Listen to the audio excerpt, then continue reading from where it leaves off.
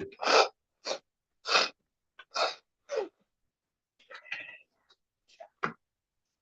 give me a moment. Has the district attorney seen these? I just gave them to Okay, him as thank well. you. It'll just take me a moment to read through these letters.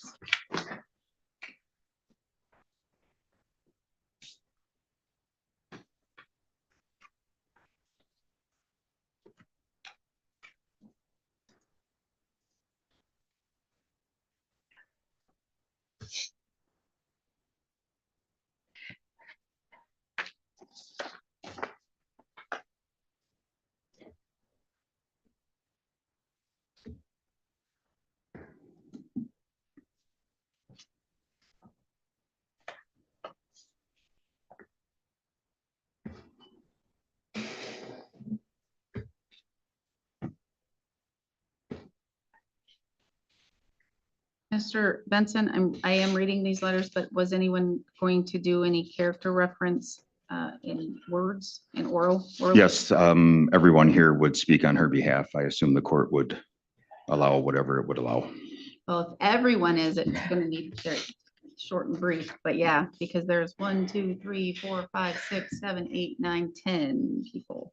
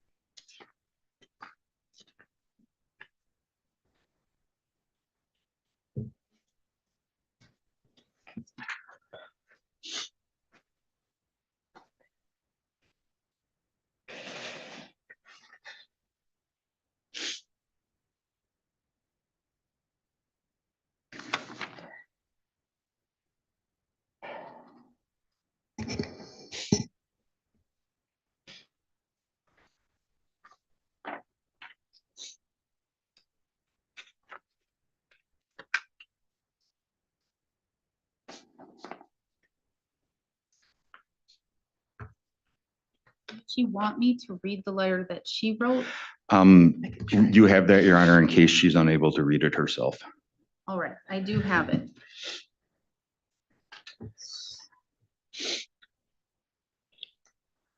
It's going to be emotional, Your Honor, obviously, so.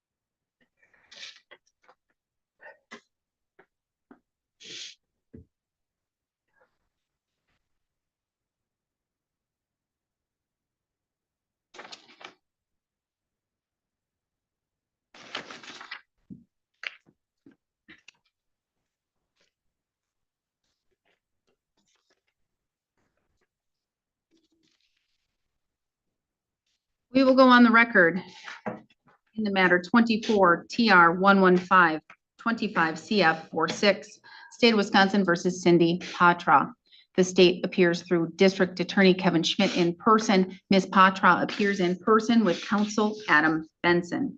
We're set today in this matter for a plea and sentencing. The court has received and fully reviewed 4 written character reference letters. The court has also received and reviewed a letter written by Ms. Patra herself. She may be able to state that out loud to the court. If not, the court has a copy of her statements. The parties have reached an agreement. Mr. Benson, can you please recite the agreement for the record? Your Honor, she would enter a plea to count one, count two would be dismissed and read in, and we're looking at the statutory minimum, Your Honor. Ms. Patra, is that the agreement that you've reached with the state? Yes, ma'am. And I Yes, do Your Honor. note that there are 10 people here that are observing and watching this hearing. They are here for your support, and I do want to commend them for being here today. I don't see a lot of people supporting individuals who are entering pleas. Not as much as I should. And so that shows me, Ms. Patra, you are very loved and respected in the community. And so I appreciate that they are here. So I have in front of me a plea questionnaire waiver of rights form. Do you recognize this document? Yes, ma'am. Yes, Your Honor. Did your attorney go over this document with you? Yes, Your Honor. Did he essentially go over it with you word for word? Yes, Your Honor. And so do you understand everything on this document? Yes, Your Honor. Is that your signature on the second page? Yes, Your Honor. Yes. Ms. Patra, you are pleading guilty to an OWI 5 or 6. You are 56 years old. You have 12 plus years of schooling. You can read, write, and you understand the English language. Is that all correct? Yes, Your Honor. Did your attorney thoroughly go over with you what the state would have to prove your guilt beyond a reasonable doubt? Yes, Your Honor. Did your attorney go over with you the maximum possible penalties you face as well as the minimum possible penalties you face? Yes, Your Honor. You are not receiving treatment for a mental illness or disorder, but you have had medications, but no drugs or alcohol. Is that correct? Yes, Your Honor. The medications that you have taken, are they any medications that interfere with your ability to comprehend or understand what's going on? No, Your Honor. So you're in a state where you fully understand what is happening and you're able to comprehend everything. Yes, Your Honor. Because you're charged with crimes, you are entitled to constitutional rights. Each of those rights is listed on the first page of this plea questionnaire. Do you understand that by pleading guilty, you're waiving and giving up those rights? Yes, Your Honor. Do you understand you will no longer have the right to a trial? You will no longer have the right to have your attorney cross-examine the state's witnesses or call witnesses to testify for you. Yes, Your Honor. You will no longer have the right to testify on your own behalf or remain silent and not have your silence used against you. You will also no longer have the right to have that jury trial in which 12 of your peers would need to reach a unanimous decision as to a guilty verdict or find you not guilty. And you will no longer have the right to have the state prove your guilt beyond a reasonable doubt. Do you understand all of those rights you're giving up here today? Yes, Your Honor. Do you understand that you're pleading that if you're not a citizen of the United States, your plea could result in your deportation? I have to ask that to everybody. Yes, Your Honor. Do you understand that you're pleading guilty to a felony? As such, you will no longer be able to use or possess a firearm for life. Yes, Your Honor. You will no longer be able to vote in any election until your civil rights are restored. Yes, Your Honor. Do you understand the state would have to prove on or around December 19, 2024, in Burnett County, Wisconsin, you operated a motor vehicle while under the influence of an intoxicant, a Class G felony? Do you understand what the state would have to prove? Yes, Your Honor. Do you understand the maximum possible penalty could be a fine of up to $25,000 or imprisonment of up to 10 years or both?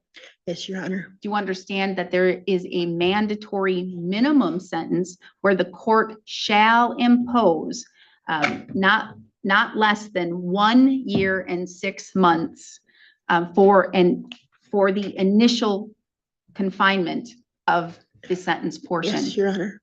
Do you understand that there is another part of the sentence which would be extended supervision? Yes, Your Honor. Do you understand that in certain circumstances, but not in many, the court may impose a term of confinement for less than the mandatory minimum if the court receives information that the best interest of the community will be served and the public will not be harmed? Do you Yes. understand that? Yes, Your Honor.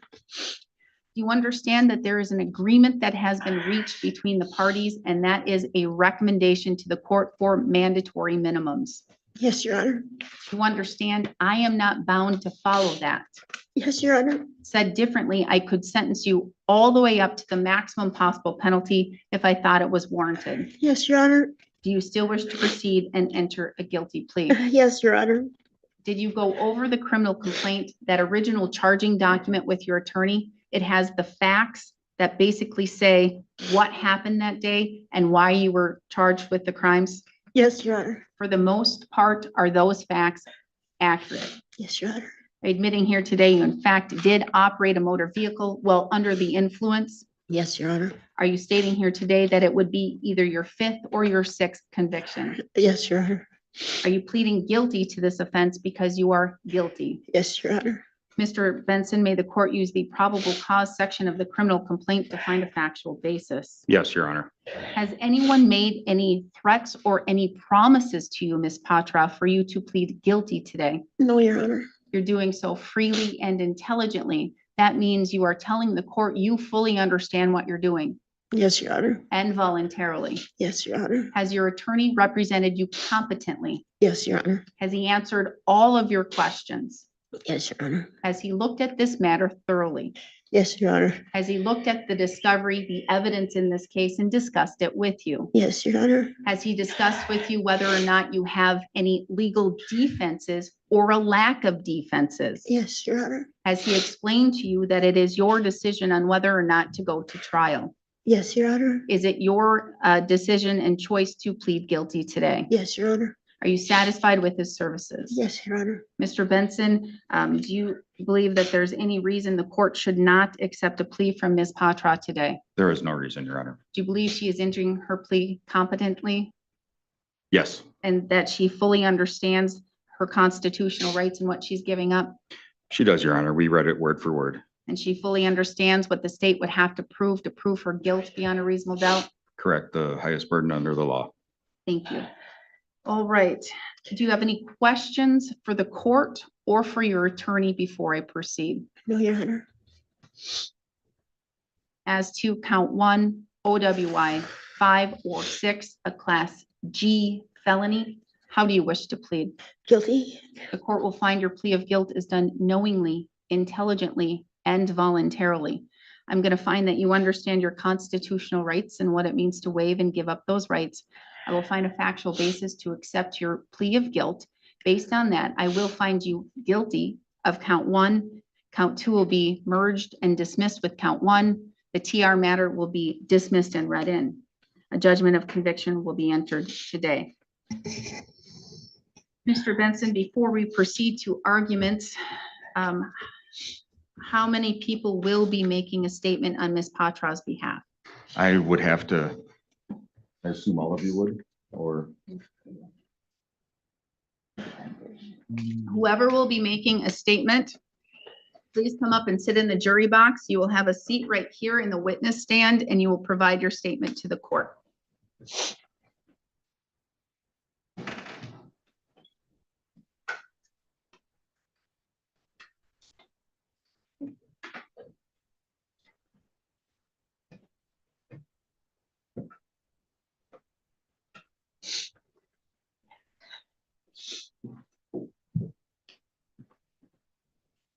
All right, sir, you're last or you're first?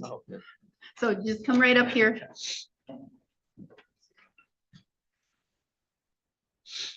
All right, when you are seated, you can come in here. Nope, right in here. You should be able to open a door. And then have a seat. Speak slowly into the microphone and enunciate your words, please. First, state your name and your relationship with Ms. Patra. My name is Mark Flom. I work with Cindy at Parker. I am the manufacturing engineering manager at Parker. Can you spell your last name? FLOM. All right. What would you like the court to be aware of? First and foremost, Cindy is a highly accountable person, both at work and outside of work. She has a huge heart and does everything she can to help everyone at our Parker facility. We had two gentlemen on my team that had very serious medical issues within the last couple of years since this event has happened. And she was the first person to stand up and do fundraisers for those two individuals and raise several $1,000s for both of them. Beyond that, Cindy does a great job making sure everyone at our facility feels welcome and takes care of everyone. Sometimes she should take care of herself better than that, but she is an awesome person. Thank you, Mr. Flum. You may go have a seat in the back. Next individual, please. Please state your name, spell your name for the record, and your relation to Ms. Patra. My name is Dale Bistram, D-A-L-E-B-I-S-T-R-A-M. And Cindy is a part-time casual labor employee for me, and she did work for me for about 3 years before she got hired at Parker. And I just got a one-page letter here, if I could read that I wrote, just so I know what I'm saying here is. If you're going to read something, please read it slowly Okay. and enunciate your words. My court reporter does need to take everything down. Sure. Again, my name is Dale Bistram. And as of December 1st, I will have owned the Country Cafe in Grantsburg for 10 years. Between this restaurant and other private and corporate restaurants, I have been in the business for about 34 years. Most of that time has been in management, either managing corporate restaurants or my own. In those 34 years, I hired over 500 employees, so I would like to think I'm a pretty good judge of character. I first met Cindy Patra in 2018 when she came into my cafe to apply for a job for cooking. I interviewed her for about 10 minutes before I hired her on the spot. She worked for me for about 3 years before getting hired on at Parker full-time, which I understand because Parker could offer her benefits. Since then, Cindy has worked for me as casual labor. For instance, last Sunday, I had a cook that didn't feel well, so Cindy was at my cafe within 10 minutes and finished out the day cooking. I consider myself lucky to have someone like that can come in on weekends at a moment's notice and do a great job. My customers and my employees truly enjoy her. Cindy has also been there for me outside the cafe. For instance, when I needed help right after my dad passed away, Cindy was right there to help me with cleaning up around the farm, even going as far as jumping on the hay rack, stacking bales, only taking a couple bales for herself as compensation. There are a few people that I know that would do that. In the years that I've known Cindy, I have watched her grow in her professionalism, dedication, and integrity. From myself working at Parker, I still know many people there, including management, and I've never heard a bad word about her. As for my cafe, again, people enjoy her, being able to step in wherever and do what it takes to get the job done, making sure my customers get taken care of. Finally, may I be the first one to say Cindy is needed by me, Parker, and the community. I would ask that you allow Cindy to keep staying active in the community and to be able to still contribute to all that have come to know her and appreciate her. Thank you for listening. Thank you, Mr. Bistrom. Next. Again, please state your name, spell your name, and your relationship to Ms. Patra. Good afternoon. My name is Anthony Wolf, A-N-T-H-O-N-Y, W-O-L-F. And I'm the assembly supervisor at Parker and a coworker of Cindy Patra. First and foremost, thank you, Honor, for allowing us the opportunity to speak on behalf of a coworker as well as a friend. I have worked with Cindy for roughly 6 years now, and she has helped me at vital points outside of work as well as inside of work. There have been times where I've had broken down lawnmowers and she has graciously driven her own lawnmower to work to allow me to borrow. She is a pivotal person at work on our engagement team. Anytime that there are fundraisers or other raffles that we are putting together. Cindy is typically the person that is deciding which organization those funds and proceeds are going to. And just for me personally, 2 years ago, when my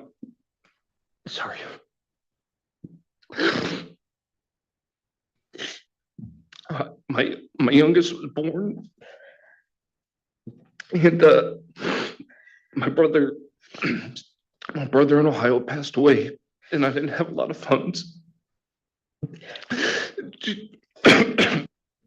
She was the first one to go around and work and get enough money together for me to go to my brother's. Sorry. And I don't know that I'll ever be able to thank her enough for putting herself out in front of everybody to get that arranged. So that's just, I want everybody to know that she is the person that would take and give you the shirt off of her back in any situation, regardless of the circumstances. Thank you. Thank you, Mr. Wolf. State your name, spell it, and your relationship with Ms. Patra. Good afternoon. My name is Matthew Olson, Matthew-Olson. I am the plant manager at Parker in Grantsburg and have had the privilege of being a coworker with Cindy for the past 5.5 years. What's really impressed me with Cindy is how much I've been able to see her grow in those 5.5 years. She started as an assembly operator and was able to get promoted to a brand new role within our organization. And it was a very open, undefined role, but she, while didn't have the skills to originally work the role, she took it upon herself to really learn those skills, computer skills, leadership skills, as well as manufacturing principles, to the point where she was able to lead others within our organization. She's counted on not just at our location, but several locations across our corporation. She does that through an incredible can-do attitude. She is one of the people that thinks about what we can do, not what we can't do. One of the most honest individuals that I have the privilege to work with. She is always able to share with us what we need to do differently and how to do things better. She's a great advocate for our team members on the shop floor. I will echo what others have said from the engagement standpoint. The involvement that our organization has within the community is a direct result of the initiatives that Cindy drives to make our community a better place, in addition to our work environment. The other thing I would really like to emphasize is we are an organization under tremendous growth right now, and she is a leader of our safety team. It's an organization of cross-functional team members within the manufacturing facility. She leads that organization exceptionally well, with a huge emphasis on how to make sure that all of our new team members are working safely. She leads the training and develops training initiatives to make sure people are working day in and day out in a safe basis, and really make sure that we continue to grow that culture within our organization. Like I said, it's been a privilege to work with Cindy these past 5.5 years. She's a great member of our community as well as our organization. Thank you. Mr. Olson.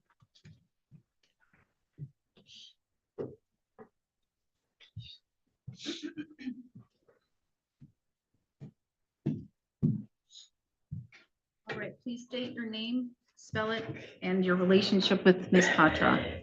Okay. My name is Rochelle Hendren, Hendren. I am Cindy's sister. I'm hoping, I'm going to apologize, I'm a supportive crier. I'm hoping I do more good than harm. My whole life been with my sister, and it has been an absolute very rough time growing up with Cindy for a good part of her younger life, with drugs and alcohol and stuff like that. We didn't think that Cindy would make it this far. in her life because of how reckless she has lived her life. But in the last, I'd say 15 years, Cindy has improved greatly from where she was. Her kids at one point didn't want anything to do with her. You know, it has grown so much better as she's gotten older. I myself would not be a character witness for my sister if she was still on that path. I wouldn't spend my money to fly up here to be here for this if she was still that person. What she did back in December was not right, not the right thing to do. And I know in the last over a year and a half or almost 2 years now that she's been, you know, going through this process with the decision she made that day has been extremely rough and extremely hard on her. And I know that she doesn't want this to happen again. And we say lots of prayers that she can get through this. She's a very strong individual. I too am very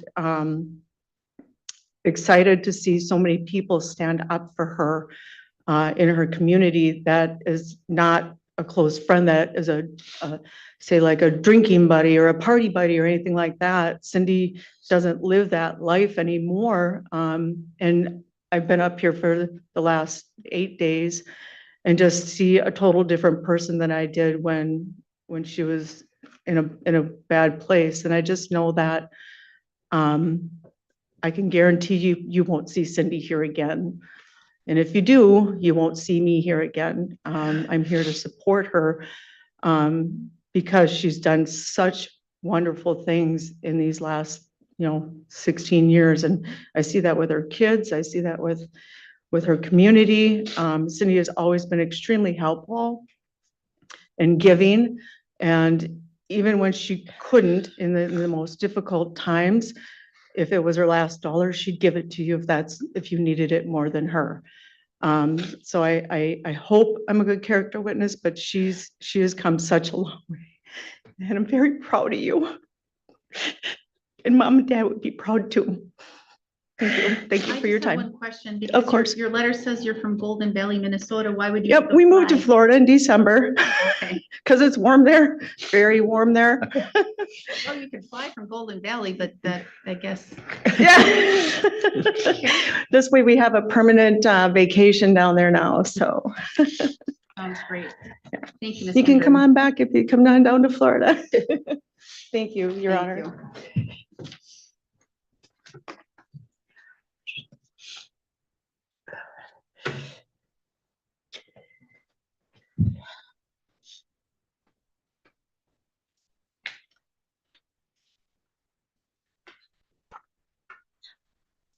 Argument and sentencing recommendation, Mr. Schmidt. Thank you. We're asking the court to do the statutory minimum on this. I'll start first with the criminal history. It's largely duplicative of what Ms. Patra's sister just described. Ms. Patra had a pretty rough and tumble time in the 90s in Minnesota. Numerous convictions for lying to the police, for thievery style offenses, for possessing drugs.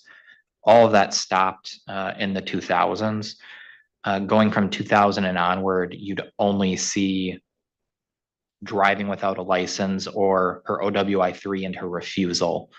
The 4 prior convictions being 2 from the 90s, actual drunk drivings, and then OWI-3 was in 2002 in Minnesota, Steele County, and then 2010 was a refusal breath test, which counts as the OWI-4 conviction here in Wisconsin. Meaning it's been 16 years since a countable conviction and 24 years since an actual drunk driving offense. In particular, I'll note that 2010 one did not even charge a drunk driving. So it's not like a read-in where they think it was drunk driving or could have shown drunk driving and resolved as the other. It was just a refusal. So in this case, Ms. Patra's previous history is extremely distant. Even that 2010 refusal, which is her last criminal conviction, was 16 years ago. In Wisconsin, though, we take drunk driving very seriously once they get up in the high numbers. We count them differently than Minnesota, where in Minnesota, if they're just spaced out over a long period of time, you can avoid a felony OWI conviction forever. But in Wisconsin, we count back once you hit 2 or more all the way through your whole history. In this case, that makes a 5 in Wisconsin. That's a mandatory prison sentence. In this case, I think that's justified as well, in particular, just because the nature and circumstances of this one, someone could have really died here. It could have been Cindy Patra herself if she just didn't have a seatbelt on, to be honest. But there are numerous other ways it could have gone wrong and that this didn't go worse than it did. So for those reasons, I'd ask the court to follow the agreement. Thank you. All right. Mr. Benson, argument? Thank you, Your Honor. I couldn't describe my client any better than the 5 people who came up in front of you today and said what a quality and character person she is now. A true value to the community, loved by everyone. I don't have many hearings where that many people come out in support of someone who's going to be incarcerated. To pick up on Mr. Schmidt's talk about how our state treats alcohol, I would say within the last 5 to 10 years, the legislature has really cracked down on alcohol. I think before that, it was more of a kind of a whatever thing. Wisconsin has a reputation for that, for better or for worse. Part of this sentence, though, and I think we touched on it even at the last hearing in this matter, is that section 346.65 sub 2 sub AM sub 5 says that there is the 18-month presumptive mandatory minimum, but it can be downgraded to 1 year if the sentencing court finds both that 1, the best interests of the community will be served, and 2, the public will not be harmed. The court may depart from the mandatory 18-month initial confinement term if it places its reasons on the record. And I'm pulling it from a case that I'm probably going to tank the name. It's State v. Shirikian, Spell it, please. Shirikian. It's a 2023 Court of Appeals case, 2023 WI App 13, 987 Northwest 2nd, 819. I just want to stop you right here because I just want to make sure that you're in the confines of the agreement that you've reached with your argument. Is it free to argue, or is it a recommendation by both for the mandatory minimums? I always phrase statutory minimum, and when I say that, I assume they can make this argument. I just wanted to make sure that that was on the record. Yes, I don't view didn't- it as a breach of the plea agreement. Thank Yeah, you. I didn't think you would object. So, I just wanted to Mhm. make sure, Mr. Benson, so Mhm. we don't go down some other road. no, I understand. I don't want to waste the court's time, but I do want to get a lot of things on I the. want you to say all of those Okay. things. Thank you, Your Honor. So, and in touching on her criminal record, obviously I'm not allowed to keep a copy of the criminal record, but Mr. Schmidt again was right. In reviewing her driving record, the last conviction is February 28th, 2011 from the 2010 case. And I went through Minnesota's version of CCAP and pulled a lot of paperwork out of there, to be honest. But the last thing you'll find there criminally is from 2010. So, and as her sister indicated, it was rough growing up. But I think 15 years ago, the light went on. Some people enter adulthood later than others. And for Cindy, it just happened to be about 15, 16 years ago, I would say. She has done the AODA. They didn't recommend any further classes or anything like that. She has an online support group all over the country where they share each other's burdens and things like that. And I think it works out really well for her. She even completed her driver's safety plan July 31st last year. So she certainly is taking this seriously. When she and I talked on the phone this morning, because I thought she was having medical issues, she said, no, people are coming today. We're going to do this today. I'm going to finish this today. And I hope when she speaks to the court, she can tell it to you like she told it to me. I said, that is perfect. That's exactly how you should address the judge.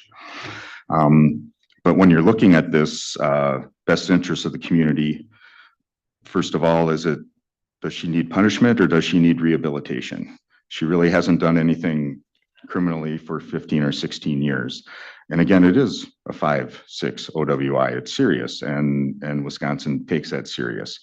And she knows she's going to be remanded into custody today, and she knows that the bare minimum would be 1 year in state prison.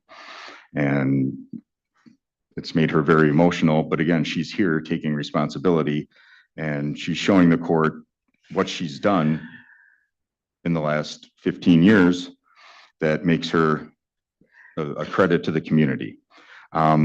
Is the public safety endangered? If she were to drive again, certainly that risk would be there, I think, but to my knowledge, she will never have a driver's license again. This is more of a once-off than a pattern, I would argue. Were you to give her less time, would that cheapen what the law is intended to do with 1.5 years? I don't think it is. I don't know how many people come in front of you for sentencing like this, but I bet they don't have the support that my client does. And again, it is a very serious crime. However, I think what she's done and what she can do would mitigate the 1.5 years to look more towards the 1 year. And she understands there will be extended supervision as well. This crime involved alcohol. She used to have a bad prior record, but she doesn't any longer. Would serving less than 1.5 years and serving the year allow her to return safely to society? I think 1 year would be imperative. I think that would work for her. I think these people are chomping at the bit to get her back. I don't think they said there's a job waiting for her, but I'd be willing to bet that when she gets out, she'd be working at Parker again. And since this stop back in December of 24, she's done everything she's had to do. AODA, again, the driver safety plan. She showed up at work. She showed up for every court hearing. She's taking this seriously. And again, she knows that she's going to have to report to the jail immediately, or a deputy will be coming in. So that said, Your Honor, I'm asking the court to look more towards the 1 year instead of the 1.5 years. Thank you. Thank you, Mr. Benson. Ms. Patra, I'm now going to ask you if you wish to make a statement here today. You do not have to. It's your choice. I see that you do have something in front of you, and I'm going to assume that it's the letter that I have read. Please, if you are reading the letter, go slowly and enunciate your words. And if you are having an emotional time, because this is an emotional hearing, please stop and take a breath before you begin again. It's hard for my court reporter to be able to take down things when they're muffled, okay? Yes, you are. Have to start my name. No. Okay. Before I even go to the letter, I just want to apologize for being here and for being here, taking up your time. I want to apologize to my family for putting them through this. I want to apologize to all my friends and my employers for putting them through this and what it's doing. It's make things difficult, and I'm sorry. I want you to know that this is not me. I did have a hard life growing up, and I was addicted to drugs for, I'm gonna say, over half my life. And my daughter's not here right now because she had to work. But my daughter's, I give her the most credit for me coming to who I am now, because I love my grandkids to death. And she basically told me, either change your life or you'll never see your grandkids again. Well, they were worth it, you know. And it's the best thing that's ever happened to me. I realized that I'm not just that person that came from the hood or Frogtown or whatever you want to call it. I can be more than that. It don't have to be defined by where I came from. And I thank Parker for giving me the opportunity to prove that.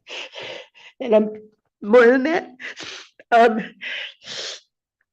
And for friends and family for being here to support me. I want to say thank you. I also want to apologize about the accident. And you're right, prosecutor, you're right. I could have killed myself or somebody else, and I do understand that, and I really apologize for that.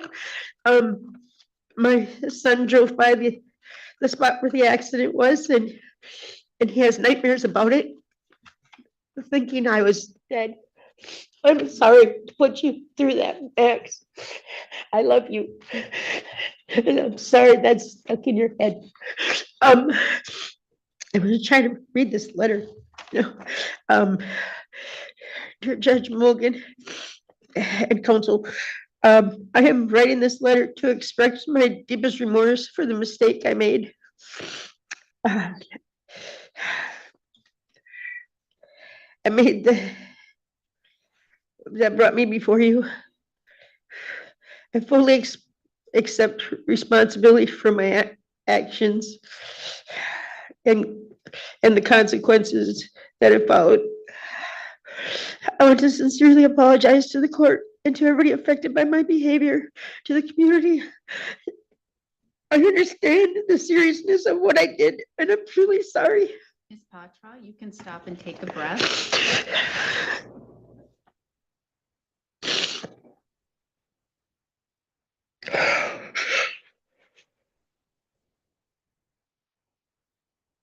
I have read your letter. I did read it very carefully when I read the other letters. If you wish to continue to state it on the record, you may do so. But I rest assured, I did read your letter. Thank you, Your Honor. Want to say anything else? Do you want to read it? I can't. I just want to say I'm sorry. And I wish there was a way that I could be on a bracelet and turn myself in every weekend and go to work and make sure I take care of my family and my responsibilities. Ms. Patra, what happened that night? I worked 18 days in a row, and one of them I worked at the cafe during the day, and then I went to Parker at night to do something before Monday morning and get that done. And then the next day we had a bake sale. And so I stayed late for the bake sale, and I left work, and it's Christmas time and people from out of town were in town, and they were downtown. And I said, well, you should stop by. And I was like, okay, well, stop for one. So I thought, and I don't know if you've heard a lot about the drink was a lot stronger than what it probably should have been, what I should have been, I think. But I stopped and I got there, and the people that I was there to meet, I noticed had already had too many, and I had a drink sitting in front of me, and I told them they needed to leave. And so I finished my drink, and I turned around, was talking to somebody, and I turned around and they had filled it again. So I said that was gone, and then I left. It was snowing out pretty bad. It was like the roads were slick. It was blizzard kind of conditions. And honestly, after the accident, I hit my head because my airbag didn't work. And I honestly do not remember anything from there. I tried to get video because part of me felt like the truck that I hit may have came out of the T-Dog's parking lot. You know, I don't know it for sure because I don't recall seeing it. I mean, I don't have very good eyes either. Matter of fact, they told me next time I go to get my license that I better go to the eye doctor first. But and it was an accident. I never in the world was set up to do something like that. And I would honestly tell you, this thing I went to, the lady down here at Aurora. Take a breath. The lady at Aurora. So I see people do it all the time. They have a drink or two and then they go home, you know, and it happens. Like I've waitressed, I've in restaurants and bars, and I see it, and I never thought in a million years that I could have a couple drinks and be over the legal limit. I really never did. But she told me, she said, no, it's meant that way. She goes, you're meant to be over the legal limit after one drink. And I was like, what? And being naive is no excuse. And I know that. And if I could do it all again, it would never happen. You know, I just wish I could do it over. Thank you, Ms. Patra.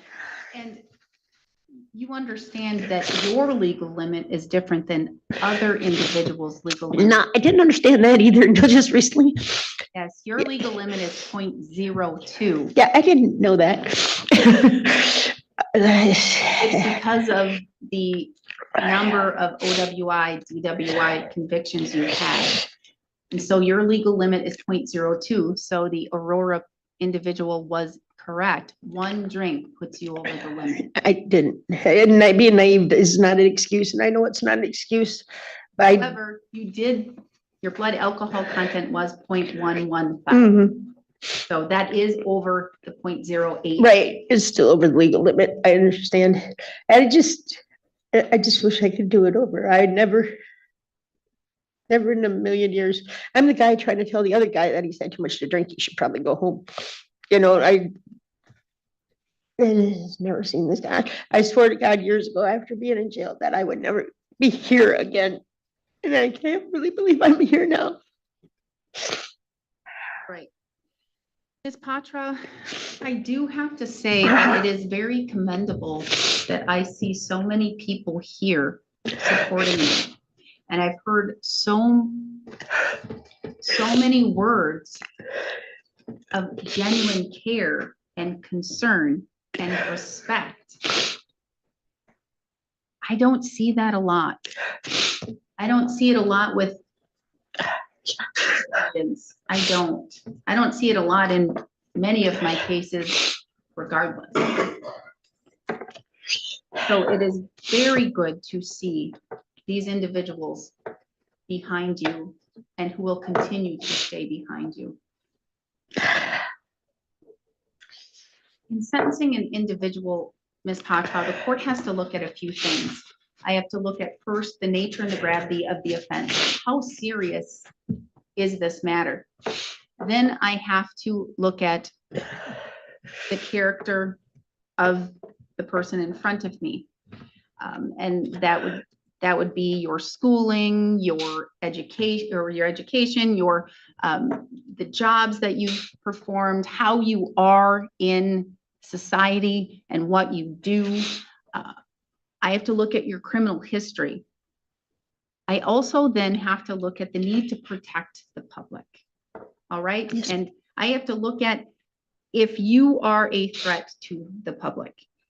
And then I put it all together and I weigh it all out to determine what a sentence is.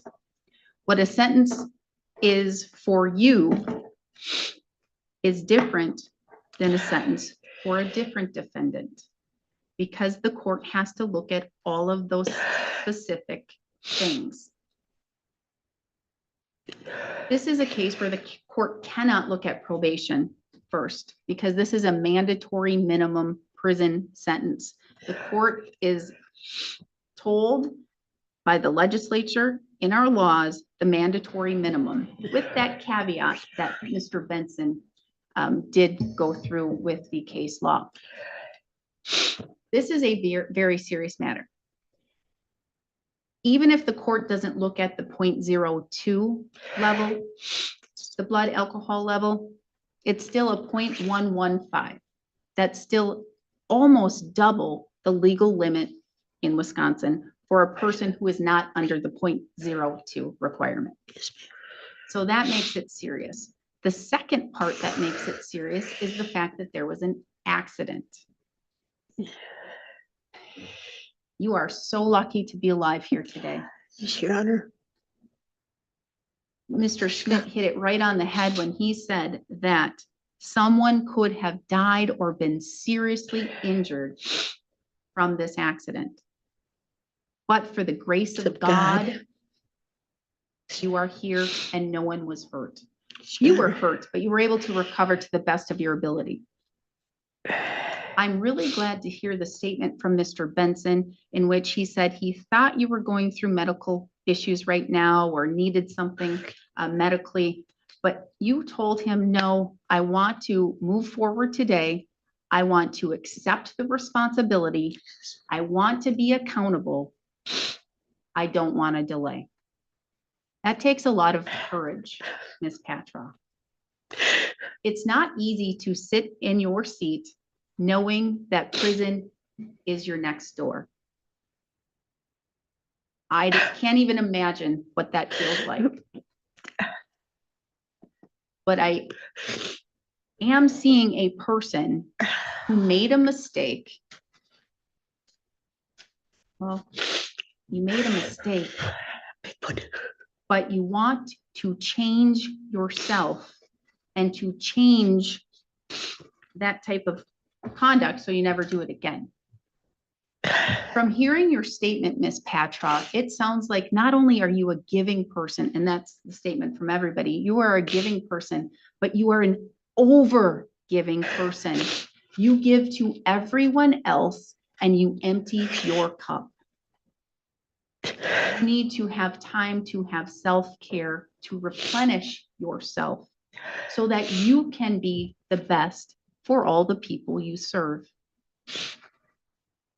I'm not going to say I have not been in your shoes in having the weight of the world on my shoulders and having a drink or two. You have to make a different choice and not get behind the wheel. Unfortunately, you were not aware of the 0.02 blood alcohol content. However, you are aware now. And in Wisconsin, an OWI fourth offense is a felony, and that makes it a lifetime restriction on your ability to drive. The Department of Motor Vehicles will determine that.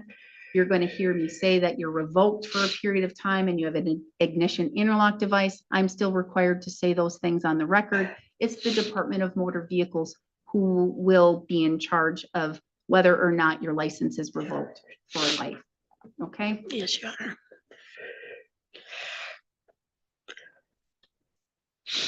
In protecting the public, I look at you and I look at a person who is very giving and out there for the public, for the community.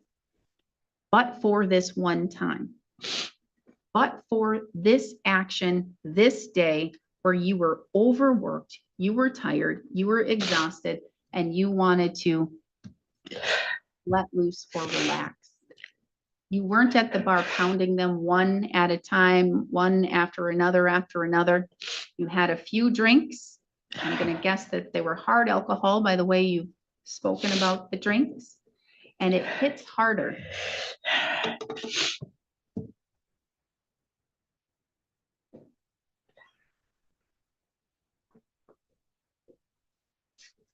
I have so many people here that are supporting you today. And I'm going to guess that if given the opportunity or the necessity, I would have a courtroom full times 10. Because it sounds like you're not only generous to each of the individuals within this courtroom, well, behind those walls in the gallery, but you are giving to a whole lot more people who would sit there and give more positive statements. I'm going to tell you, I bet I could have had 50 or 60 written statements or individuals wanting to make positive remarks about you. That goes a long way, Ms. Patra. I'm sure you've heard, and others in this courtroom observing, I'm a judge that ensures that there is the punishment that's necessary, but I can look at the whole picture. I know I can be harsh, Ms. Patra.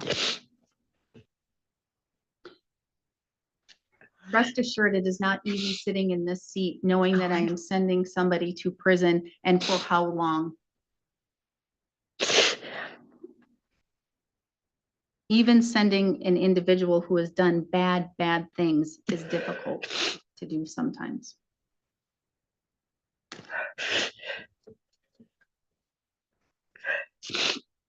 I have thought about this from hearing from the members of the community and from hearing the argument from the state and from the plea from your attorney. And honestly, I'm glad your attorney went down that road because that was already going down in my thoughts. Ms. Patra, here's what I'm going to do. I don't do this often. It is rare for me to go down this path. It is rare for me not to follow the law to the best of my ability as I understand it. The legislature has mandatory minimums. It's kind of a battle for me to not follow mandatory minimums. I think I've only done this once, maybe twice. Ms. Patra, I'm going to sentence you to 1 year in prison with 3 years of extended supervision. I am not following the mandatory minimum of 1.5 years of initial incarceration. And here's why, because I have to state that all on the record. On top of everything that I have done here today, I find that it would be in the best interest of the community, and the community would be best served with you out in the community, doing the good things and continuing that. I do not believe that the public would be harmed or that I am spitting on the law by not following the mandatory minimum. I believe that in fact, the public could benefit once you come back into the community. But here is what I am requiring because of this sentence. I am requiring that you, once you are released from custody, you will be in my treatment court. Sure. And that is why, that is the tip that has tipped it over for me to do a lesser sentence than the mandatory minimum. The treatment court is a lot of work. You have a lot to do, a lot of requirements. You're 1 step ahead because I'm going to guess you have a place to live, and I'm going to guess you're going to have a job coming back. But you're going to need time to come to treatment court, to do meetings, and to do other things. And you know what? I believe that you could benefit from that. I also believe my treatment court can benefit from you. So again, that's where you're going to be giving back to the community. Sure. You will be a positive influence for the individuals that I have in my court. And I want to tell you how rare this is for me to do this. I am assessing $3,464 in fines and fees, plus a $10 blood draw fee. There's $750 in restitution. Is that stipulated to, Mr. Benson? Yes, Your Honor.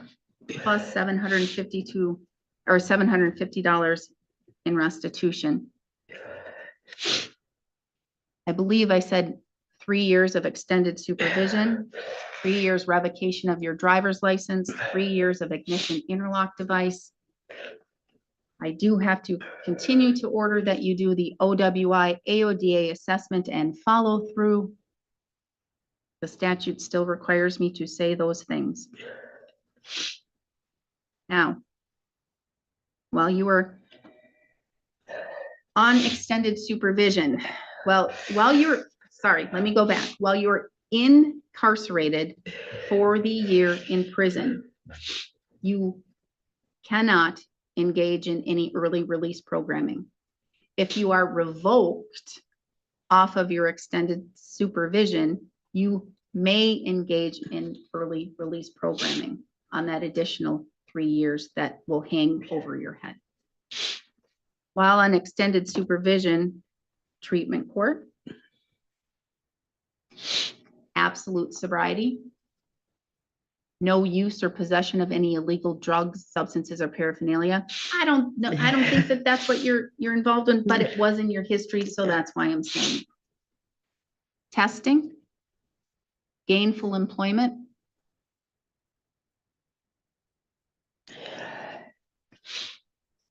I don't think I have to order community service. I think you already do it. You have 20 days to appeal. Should you fail to appeal within 20 days, you do lose that right. This is a felony. No use or possession of a firearm for life. No voting in any election until your civil rights are restored. I do need to order your DNA. The jail will make sure that they get that once you report. This is an immediate report. After you're done here at this hearing, you must immediately go to the jail to the day reporting to get booked in. And then you will go to jail and then they will send you to prison. With regards to the amount that you owe, the court ordered restitution, surcharges, and costs, and the fines, they will be collected as a percentage determined by the Department of Corrections to be reasonable while you are in state prison. They are a condition of your extended supervision, so you must make payments. Whatever the Department of Corrections deems reasonable while you are incarcerated is that number that you will pay or have to pay. Once you are released from custody, the court is going to order that you make payments of $300 per month. All right, $300 per month once you are released from custody. Once you're released from custody, you must immediately you will be told to go to your probation agent. They will set you up with treatment court, and then you will get that ball rolling.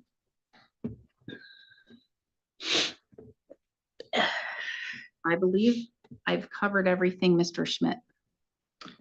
Restitution of $750 for the deductible. That has been stipulated to. That's all then. Mr. Benson, what have I missed? Nothing else, Your Honor. Thank you. Oh, yes, thank you. Jail credit. Any jail credit? None. We discussed that this morning. That's right. She had the accident. She went to the hospital. She did not get arrested. And that's why actually there was no bail. Okay, thank you. Good luck, Ms. Patra. Good luck. Your Honor. Thank you, Your Honor. We are adjourned.